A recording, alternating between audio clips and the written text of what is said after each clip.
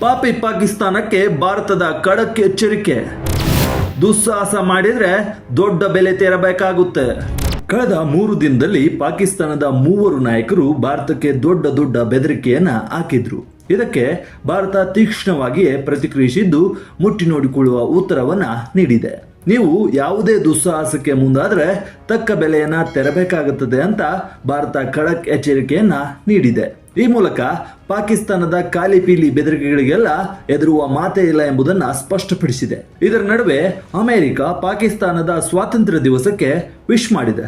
ಪಹಲ್ಗಾಮ್ ದಾಳಿಯ ಹಿಂದೆ ಪಾಕ್ ಇರುವುದು ಜಗಜ್ಜಾಹೀರಾಗಿದ್ರೂ ಉಗ್ರ ವಿರೋಧಿ ಕ್ರಮಗಳಿಗೆ ಬೇಷ್ ಎಂದಿರೋದು ಪಾಕಿಸ್ತಾನಕ್ಕೆ ಹಾಲು ಕುಡಿದಷ್ಟು ಸಂತೋಷವಾಗಿದೆ. ಇದು ಭಾರತದ ವಿರುದ್ಧ ಮಾತನಾಡಲು ಪಾಕಿಸ್ತಾನಕ್ಕೆ ಮತ್ತಷ್ಟು ಇಂಬು ಕೊಟ್ಟಂತಾಗಿದೆ.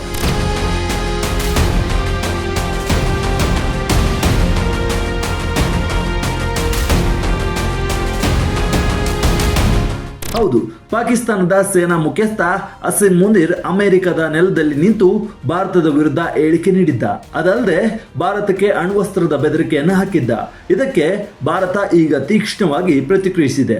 ಪಾಕಿಸ್ತಾನ ಯಾವುದೇ ದುಸ್ಸಾಹಸಕ್ಕೆ ಕೈ ಹಾಕಿದ್ರೂ ಬಹಳ ನೋವಿನ ಪರಿಣಾಮಗಳನ್ನು ಎದುರಿಸಬೇಕಾಗುತ್ತದೆ ಅಂತ ಖಡಕ್ ಎಚ್ಚರಿಕೆಯನ್ನ ನೀಡಿದೆ. ಅದರ ಜೊತೆಯಲ್ಲೇ ತನ್ನ ಆಂತರಿಕ ವೈಫಲ್ಯಗಳನ್ನು ಮರೆಮಾಚಲು ಪಾಕಿಸ್ತಾನವು ಭಾರತ ವಿರೋಧಿ ಹೇಳಿಕೆಗಳನ್ನು ನೀಡುವುದು ಹಳೆಯ ಚಾಳಿ. ಇದರಲ್ಲಿ ಹೊಸದೇನಿಲ್ಲ ಅಂತ ವಿದೇಶಾಂಗ ವ್ಯವಹಾರಗಳ ಸಚಿವಾಲಯ ಕುಟುಕಿದೆ.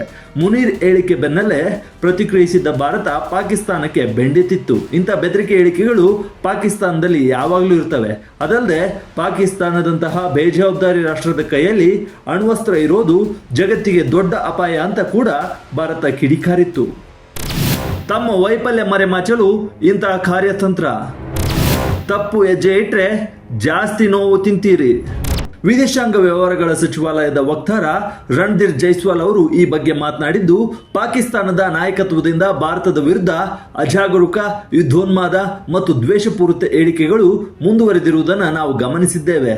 ತಮ್ಮ ವೈಫಲ್ಯಗಳನ್ನು ಮರೆಮಾಚಲು ಕಾಲಕಾಲಕ್ಕೆ ಭಾರತ ವಿರೋಧಿ ಭಾವನೆಗಳನ್ನು ಕೆರಳಿಸುವುದು ಅವರ ಹಳೆಯ ಕಾರ್ಯತಂತ್ರ ಅಂತ ಹೇಳಿದ್ದಾರೆ. ಇತ್ತೀಚೆಗೆ ಇಟ್ಟಂತೆ ಯಾವುದೇ ತಪ್ಪು ಹೆಜ್ಜೆಯು ಜಾಸ್ತಿ ನೋವಿನ ಪರಿಣಾಮಗಳನ್ನು ಉಂಟು ಮಾಡುತ್ತದೆ ಅಂತ ರಣಧೀರ್ ಜೈಸ್ವಾಲ್ ಎಚ್ಚರಿಕೆ ನೀಡಿದ್ದಾರೆ. ಈ ಮೂಲಕ ಮೇ ತಿಂಗಳಲ್ಲಿ ನಡೆದ ಆಪರೇಷನ್ ಸಿಂಧೂರದಲ್ಲಿ ಪಾಕಿಸ್ತಾನಕ್ಕೆ ಭಾರತ ಕಲಿಸಿದ ಪಾಠವನ್ನ ಜೈಸ್ವಾಲ್ ಹೇಳಿದ್ದಾರೆ. 48 ಗಂಟೆಗಳಲ್ಲಿ ಭಾರತಕ್ಕೆ 3 ಬಿಗ್ ಬೆದರಿಕೆ. ಮುನೀರ್, ಭುಟ್ಟೋ, ಶರೀಫ್ ಯುದ್ಧದ ಮಾತು. ಇತ್ತೀಚೆಗೆ ಅಮೆರಿಕ ಪ್ರವಾಸ ಕೈಗೊಂಡಿದ್ದ ಪಾಕಿಸ್ತಾನ ಸೇನಾ ಮುಖ್ಯಸ್ಥ ಅಸಿಮ್ ಮುನೀರ್ ಭಾರತದಿಂದ ಅಸ್ತಿತ್ವಕ್ಕೆ ಅಪಾಯ ಎದುರಾದರೆ ಅರ್ಧ ಜಗತ್ತನ್ನೇ ನಾಶ ಮಾಡ್ತೇವೆ, ಸಿಂಧು ನದಿಗೆ ಜಲಾಶಯ ನಿರ್ಮಿಸುವುದನ್ನೇ ಪಾಕಿಸ್ತಾನ ಕಾಯ್ತಿದೆ, ಕಟ್ಟಿದ ಮೇಲೆ 10 ಕ್ಷಿಪಣಿಗಳಿಂದ ಡ್ಯಾಮ್ ಅನ್ನ ನಾಶಪಡಿಸುತ್ತೇವೆ ಅಂತ ಬೆದರಿಕೆ ಹಾಕಿದ್ದ. ಕಳೆದ 2 ತಿಂಗಳಲ್ಲಿ ಮುನೀರ್ 2ನೇ ಬಾರಿ ಅಮೆರಿಕಕ್ಕೆ ಭೇಟಿ ನೀಡಿದ್ದ. ಇದರ ಬೆನ್ನಲ್ಲೇ ಪಾಕಿಸ್ತಾನದ ಮಾಜಿ ವಿದೇಶಾಂಗ ಸಚಿವ ಬಿಲಾವಲ್ ಭುಟ್ಟೋ ಭಾರತದ ವಿರುದ್ಧ ಯುದ್ಧ ಮಾಡದೆ ಬೇರೆ ಆಯ್ಕೆ ಇಲ್ಲ ಎಂದಿದ್ದ. ಅದರ ನಂತರ ಪಾಕ್ ಪ್ರಧಾನಿ ಶಹಬಾಜ್ ಶರೀಫ್ ಪಾಕಿಸ್ತಾನದ 1ನೇ ನೀರನ್ನ ಭಾರತ ಕಸಿದುಕೊಳ್ಳಲು ಆಗಲ್ಲ, ಭಾರತಕ್ಕೆ ತಕ್ಕ ಉತ್ತರವನ್ನ ನೀಡುತ್ತೇವೆ ಅಂತ ಹೇಳಿದ್ರು. ಈ 3 ಬೆದರಿಕೆಗಳು ಕೇವಲ 48 ಗಂಟೆಗಳಲ್ಲಿ ಬಂದಿದ್ದು.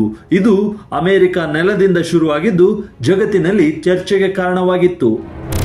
ಪಾಪಿ ಪಾಕಿಸ್ತಾನಕ್ಕೆ ಬೇಷ್ ಎಂದ ಅಮೆರಿಕ. ಉಗ್ರ ನಿಗ್ರಹಕ್ಕೆ ಶ್ಲಾಘನೆ ವ್ಯಕ್ತಪಡಿಸಿದ ದೊಡ್ಡಣ್ಣ. ಜಮ್ಮು ಮತ್ತು ಕಾಶ್ಮೀರದ ಪಹಲ್ಗಾಮ್ ಉಗ್ರರ ದಾಳಿಯ ಹಿಂದೆ ಪಾಕಿಸ್ತಾನ ಇರುವುದು ಜಗಜ್ಜಾಹೀರಾಗಿದೆ. ಭಾರತ ಈ ಬಗ್ಗೆ ಹಲವು ರಾಷ್ಟ್ರಗಳಿಗೆ ನಿಯೋಗವನ್ನ ಕೊಂಡೊಯ್ದು ಪಾಕಿಸ್ತಾನದ ವಿರುದ್ಧ ಜಾಗತಿಕ ಹೋರಾಟ ಮಾಡಿತ್ತು. ಪಹಲ್ಗಾಮ್ ದಾಳಿ ಮಾಸುವ ಮುನ್ನವೇ ಅಮೆರಿಕ ಪಾಕಿಸ್ತಾನದ ಭಯೋತ್ಪಾದನಾ ನಿಗ್ರಹ ಕ್ರಮಗಳನ್ನು ಶ್ಲಾಘಿಸಿದೆ. ಇದು ಭಾರತದ ಆತಂಕಕ್ಕೆ ಕಾರಣವಾಗಿದೆ. ಈಗಾಗಲೇ ಭಾರತಕ್ಕಿಂತ ಪಾಕಿಸ್ತಾನವನ್ನ ಹತ್ತಿರಕ್ಕೆ ಬಿಟ್ಟುಕೊಂಡಿರುವ ಅಮೆರಿಕ ಹಲವು ಒಪ್ಪಂದಗಳನ್ನ ಮಾಡಿಕೊಂಡಿದೆ. ಅದಲ್ಲದೆ ಬಲೂಚ್ ಲಿಬರೇಷನ್ ಆರ್ಮಿಯನ್ನ ಭಯೋತ್ಪಾದಕ ಸಂಘಟನೆ ಅಂತ ಘೋಷಣೆ ಮಾಡಿದೆ. ಈಗ ಪಾಕಿಸ್ತಾನಕ್ಕೆ ಬೇಷ್ ಎಂದಿರೋದು ಭಾರತಕ್ಕೆ ಎಚ್ಚರಿಕೆ ಗಂಟೆ ಆಗ್ತಿದೆಯಾ ಎಂಬ ಅನುಮಾನ ಮೂಡುವಂತೆ ಮಾಡಿದೆ. ಒಟ್ನಲ್ಲಿ ಪಾಕಿಸ್ತಾನದ ಸೇನಾ ಮುಖ್ಯಸ್ಥರ ಯುದ್ಧೋನ್ಮಾದದ ಹೇಳಿಕೆಗೆ ಭಾರತ ತೀಕ್ಷ್ಣ ಪ್ರತಿಕ್ರಿಯೆ ನೀಡಿದೆ.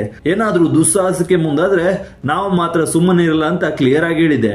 ಇದರ ನಡುವೆ ಅಮೆರಿಕ ಪಾಕಿಸ್ತಾನದ ಬಗ್ಗೆ ನೀಡಿರುವ ಪ್ರತಿಕ್ರಿಯೆ ಭಾರತಕ್ಕೆ ಆತಂಕ ಸೃಷ್ಟಿಸಿರುವುದಂತೂ ನಿಜ.